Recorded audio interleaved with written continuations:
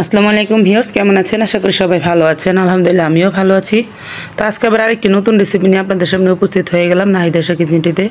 আশা করি আজকের এই রেসিপিটা আপনাদের খুব বেশি ভালো লাগবে। তো আজকে তৈরি করে দেখাবো নকশি পিঠা রেসিপি, শুধু একটি ডিজাইনের। এটি হচ্ছে পাতা ডিজাইনের নকশি ফুল পিঠা রেসিপিটা তৈরি করে দেখাবো। তো খুব ইজিভাবে কিন্তু এই নকশিটা তৈরি করতে পারবেন, আর দেখতেও খুবই ভালো লাগবে। তো দেরি না করে চলে যাচ্ছে এই রেসিপিটা তৈরি করার জন্য। তো প্রথমে আমি এখানে নিয়েছি একটি ফ্রাই প্যান, আর ফ্রাই প্যানে 4 কাপের 1.5 কাপ দিয়ে দিচ্ছি আমি পানি। আমার এই 4 কাপটি একটু বড়। শুকনো আতপ চাউলের গুঁড়োটা দিয়ে কিন্তু আজকে আমি এই খামিটা তৈরি করব, চাউলের গুঁড়োর খামিটা। তো তার জন্য আমি দিয়ে দিলাম 1.5 কাপ পানি, আর এখানে দিয়ে দিলাম হাফ চা চামচ লবণ। এখন আমি একটি ঢাকনা দিয়ে ঢেকে তারপর চুলোতে ফুটতে দেব। পানিটা কিন্তু ফুটে গেছে। তো এই পর্যায়ে এখন আমি আরেকটি 4 কাপের 2 কাপ দিয়ে দিব শুকনো চাউলের গুঁড়া। এটা কিন্তু আতপ চাউলের গুঁড়া, আর শুকনো চাউলের গুঁড়াতে একটু পানিটার পরিমাণ বেশি লাগে, তার জন্য আমি পানি পরিমাণ দিয়ে দিচ্ছি একটু বেশি। আর আমি এখন চুলাটাকে লো আঁচ করে তারপরে 5 মিনিটের জন্য ঢাকনা দিয়ে দিয়েছি। তো ঢাকনাটা উঠিয়ে 5 মিনিট পরে এখন আমি নাড়াচাড়া করে দেব খুব সুন্দর করে, যাতে করে এখানে কোনো দলা টলা না থাকে। সেইভাবে আমি এই খামিটাকে তৈরি করে নিচ্ছি রুটি তৈরি করার জন্য। তো খুব ভালো করে মিশিয়ে নেওয়ার পরে আমি আবারও 5 মিনিটের জন্য ঢাকনা দিয়ে ঢেকে দেব। তো 5 মিনিট পরে আবার চলে আসবো। তো দর্শক 5 মিনিট হয়ে গেছে। 5 মিনিট পরে আমি আবার আপনাদেরকে দেখিয়ে দিচ্ছি। এখন কিন্তু খুব সুন্দরভাবে সিদ্ধ হয়ে গেছে। তো এর ভিতরে কিন্তু শুকনো চাউলের গুঁড়োটাকে এইভাবে তৈরি করে নিলে কিন্তু পিঠাটা খুব সুন্দর মুচমুচে হয়, আর খেতেও ভালো লাগে। তো আমি এখন একটি প্লেটে ঢেলে নিচ্ছি। ঢেলে এটাকে ঠান্ডা করে নিচ্ছি, 5 থেকে 6 মিনিটের মতন করে ঠান্ডা করে নিচ্ছি। তারপর আমি একটু গরম থাকা অবস্থায় কিন্তু খুব ভালো করে দ্রুতই হাত দিয়ে মথে নিতে হবে। তো এইভাবে ছড়িয়ে রেখেছিলাম আমি। এখন আমি হাতটাকে ধুয়ে তারপর খুব সুন্দর করে দ্রুতই এটাকে মথে নিচ্ছি। এটাকে আপনারা এই খামিটাকে যত বেশি ফিনিশ করবেন ততই পিঠাটা কিন্তু আকর্ষণীয় আর মজবুত হবে, খেতেও খুব ভালো লাগবে। এই খামিটাকে যত ফিনিশ করা যায় ততই ভালো। এর জন্য আমি খুব বেশিক্ষণ সময় ধরে 12 থেকে 13 মিনিট আমি এটাকে খুব সুন্দর মথে নিলাম। তো এখন রুটিবেলার একটি ফিরা নিয়েছি, আর সেই ফিরাতে কিন্তু আবারও আমি কিছুক্ষণ সময় মথে নিচ্ছি।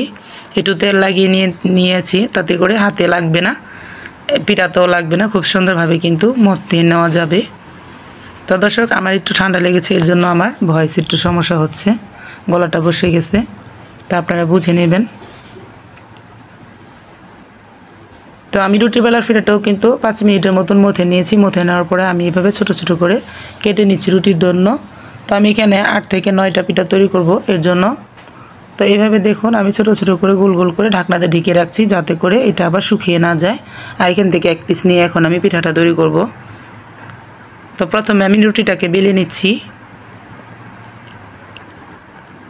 তো এইভাবে প্লাস্টিক নিয়ে নিচ্ছি, আর প্লাস্টিকের উপরে কিন্তু রুটিটা বেলে নিলে খুব সহজ হয়।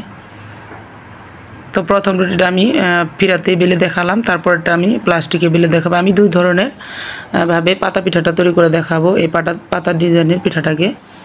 তো দেখুন প্রথমে খেজুর কাটা নিয়ে এভাবে আমি ডিজাইন করে দিয়ে দিলাম, পাতার ডিজাইন দেখলেই কিন্তু বুঝতে পারবেন। তারপরে সাইডে দিয়ে কিন্তু আবারও আমি ডিজাইন কেটে নিচ্ছি, আর মাঝখানে যে দাগটা ছিল সেই দাগটা কিন্তু এইভাবে দিয়ে দিলাম। আর এখন কাটা দিয়ে শুধু 2 সাইডে এভাবে তুলে দিলেই কিন্তু পিঠাটা হয়ে যাবে, আর খুব সুন্দর কিন্তু হয়ে যাবে ডিজাইনটা।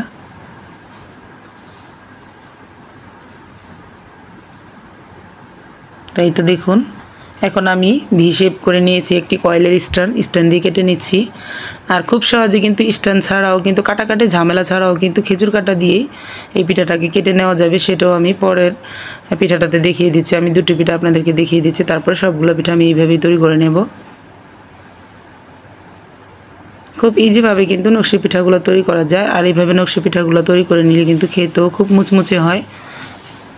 অনেকে আছেন যে পিঠাগুলো তৈরি করার পর শক্ত হয়ে যায়, কিন্তু শক্ত হবে না। স্টেপ বাই স্টেপ ফলো করলে এই পিঠাগুলো কিন্তু খুবই মুড়মুড়ে থাকবে। আর এই পিঠাগুলো তৈরি করে কিন্তু আপনারা একবার ভেজে নিয়ে তারপরে রেখে দিতে পারবেন। এটা কিন্তু 2 ভাজা দিয়ে খেতে হয়, 1 ভাজা দিয়ে খাওয়া যায়, কিন্তু 1 ভাজা দেওয়ার পরে কিন্তু এটা শক্ত হয়ে যায়, একটু বেশি শক্ত থাকে। তো আমার প্রথম পিঠাটা তৈরি করা হয়ে গেল। তো এখন আমি দ্বিতীয় পিঠাটা তৈরি করার জন্য প্লাস্টিকে বেলে নিলাম। এতে করে কিন্তু খুব সুন্দর করে বেলে নেওয়া যায়, এখানে কোনো গুঁড়ি টুড়ি দেওয়ার প্রয়োজন হয় না। আর এইভাবে দেখুন আমি আবারও দাগ কেটে নিচ্ছি, একটু উপর দিয়ে তেল ভরিয়ে নিয়ে। তো কাটাতে কিছুক্ষণ পর পর আপনারা তেল লাগিয়ে নেবেন, আর এইভাবে দাগ টেনে নেবেন। এতে করে পিঠাটা কিন্তু ভেঙে যাবে না, ফেটে যাবে না, শক্ত হয়ে যাবে না, খুব সুন্দরভাবে কিন্তু তৈরি করা যাবে। দেখলে কিন্তু বুঝতে পারবেন। তো এই ডিজাইনটা কিন্তু খুব ইজিভাবেই করা যায়।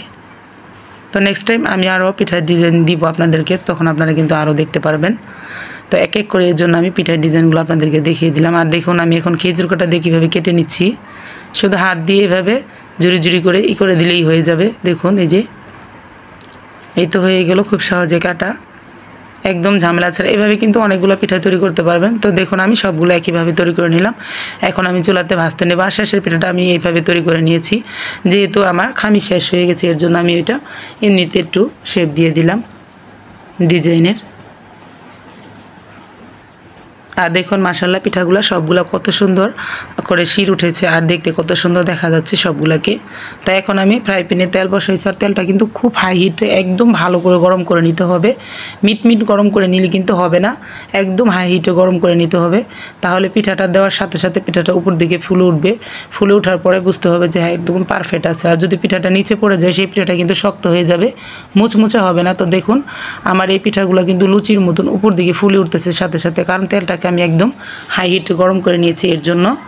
আর এই পিঠাগুলো কিন্তু সংরক্ষণ করে রাখা যায় বছর জুড়ে। এটা দু ভাজা দিয়ে খেতে হয়, আর দু ভাজা দিয়ে খাওয়ার পরে কিন্তু খুবই ভালো লাগে। এটা এক ভাজাও খাওয়া যায়, কিন্তু এক ভাজাটা এতটা ভালো হয় না। এর জন্য আমি আপনাদেরকে আজকে মিঠাই দিয়ে দেখাবো না, শুধু ভেজে দেখাবো। আর দর্শক আপনারা চাইলে কিন্তু আমি মিঠাই সিরাই করে যে পিঠাটাকে ডুবিয়েছিলাম সেটাও দেখে নিতে পারেন। মায়ের হাতের রান্না একটি ভিডিও আমি আপলোড করেছি, সেই ভিডিওর থেকে আপনারা দেখে নিতে পারেন। সেখানে কিন্তু আমি পিঠাগুলোতে সিরা করে ডুবিয়ে দিয়েছিলাম।